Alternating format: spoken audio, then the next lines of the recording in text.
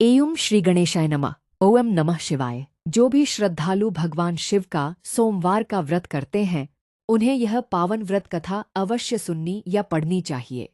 प्राचीन समय की बात है। एक नगर में एक अत्यंत धनवान सेठ रहता था। उसके पास धन दौलत, सोना चांदी, महल, नौकर चाकर और किसी भी प्रकार की कोई कमी नहीं थी। लेकिन उसके जीवन में एक बहुत बड़ा दुख था। उसकी कोई संतान नहीं थी। इसी कारण सेठ और उसकी पत्नी सदैव चिंतित और दुखी रहते थे। सेठ भगवान शिव का परम भक्त था। वह प्रत्येक सोमवार का व्रत रखता, प्रातःकाल स्नान करके शिव मंदिर जाता, भगवान भोलेनाथ का जलाभिषेक करता, बेलपत्र, धतूरा और पुष्प अर्पित करता तथा पूरी श्रद्धा से उनकी आराधना करता। सेठ की अटूट भक्ति देखकर एक दिन माता पार्वती का हृदय द्रवित हो गया। उन्होंने भगवान शिव से विनती करते हुए कहा, स्वामी, यह सेठ आपका परम भक्त है।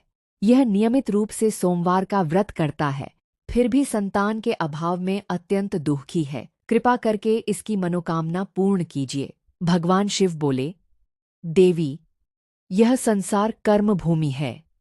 प्रत्येक व्यक्ति अपने कर्मों का फल प्राप्त करता है। इस सेठ के भाग्य में संतान का सुख नहीं लिखा है। लेकिन माता पार्वती ने बार बार आग्रह किया। अंततः भगवान शिव उनकी प्रार्थना से प्रसन्न हुए और बोले, देवी, आपकी इच्छा का सम्मान करते हुए मैं इसे एक पुत्र का वरदान देता हूँ, किंतु उसकी आयु केवल 12 वर्ष होगी। संयोग से उस समय नगर सेठ मंदिर में ही पूजा कर रहा था और उसने भगवान शिव तथा माता पार्वती का यह संवाद सुन लिया। कुछ समय बाद भगवान शिव की कृपा से सेठ के घर एक सुंदर, तेजस्वी और गुणवान पुत्र का जन्म हुआ। पूरे नगर में उत्सव मनाया गया, दान दक्षिणा दी गई और सभी ने भगवान शिव का धन्यवाद किया। सेठ जानता था कि उसके पुत्र की आयु केवल 12 वर्ष है, फिर भी उसने कभी भगवान शिव की पूजा और सोमवार का व्रत नहीं छोड़ा। समय बीतता गया। बालक बड़ा होकर अत्यंत बुद्धिमान और सुंदर हो गया। जब वह 11 वर्ष का हुआ तो लोगों ने उसके विवाह की बात करनी शुरू कर दी।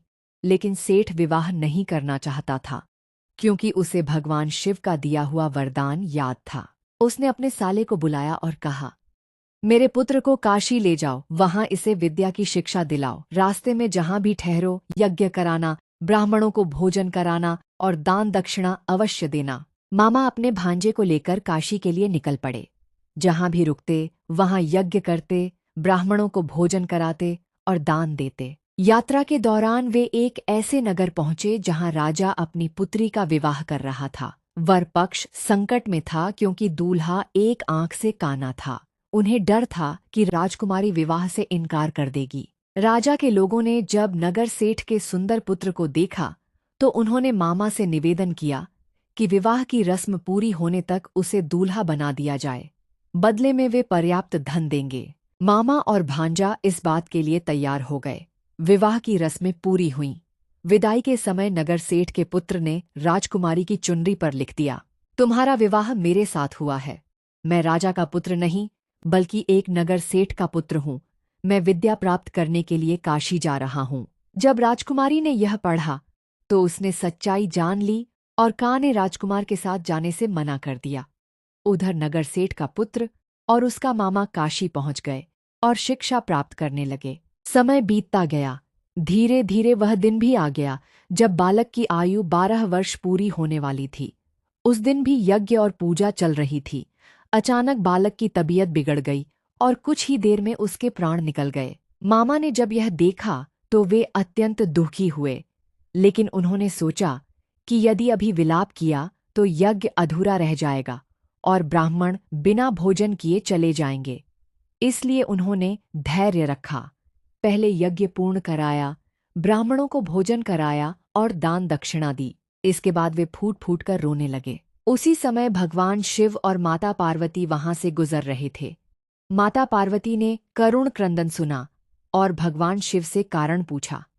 जब उन्हें पूरी बात पता चली तो माता पार्वती ने पुनः भगवान शिव से प्रार्थना की, प्रभु, यह वही भक्त है जिसने जीवन भर आपका सोमवार का व्रत और पूजा नहीं छोड़ी। कृपा करके इसके पुत्र को पुनः जीवन प्रदान कीजिए। भगवान शिव ने भक्त की अटूट श्रद्धा और माता पार्वती के आग्रह से प्रसन्न होकर उस बालक को पुनः जीवित कर दिया। बालक स्वस्थ होकर उठ बैठा। मामा की खुशी का ठिकाना नहीं रहा। दोनों ने भगवान शिव का बार बार धन्यवाद किया और उनकी स्तुति की। शिक्षा पूर्ण करके वे अपने नगर लौटने लगे। रास्ते में उसी राज्य में पहुंचे जहां राजकुमारी का विवाह हुआ था। राजा ने नगर सेठ के पुत्र को पहचान लिया। सारी सच्चाई जानकर उसने अपनी पुत्री का विवाह उसी के साथ विधिपूर्वक कर दिया। जब नगर सेठ ने अपने पुत्र और पुत्रवधू को सकुशल लौटते देखा तो उसकी आंखों से आनंद के आंसू बह निकले। उसने भगवान शिव का भव्य पूजन कराया, गरीबों को अन्न, वस्त्र और धन का दान दिया तथा जीवन भर सोमवार का व्रत और शिवजी की आराधना करता रहा। कथा का संदेश: जो श्रद्धालु सच्चे मन, पूर्ण श्रद्धा और विश्वास के साथ भगवान शिव का सोमवार व्रत करते हैं, शिव व्रत कथा सुनते हैं और भोलेनाथ का स्मरण करते हैं, उनकी मनोकामनाएं पूर्ण होती हैं। भगवान शिव अपने भक्तों के सभी कष्ट दूर करके सुख, शांति, संतान, आरोग्य और समृद्धि का आशीर्वाद प्रदान करते हैं। बोलिए भगवान भोलेनाथ की जय। हर हर महादेव।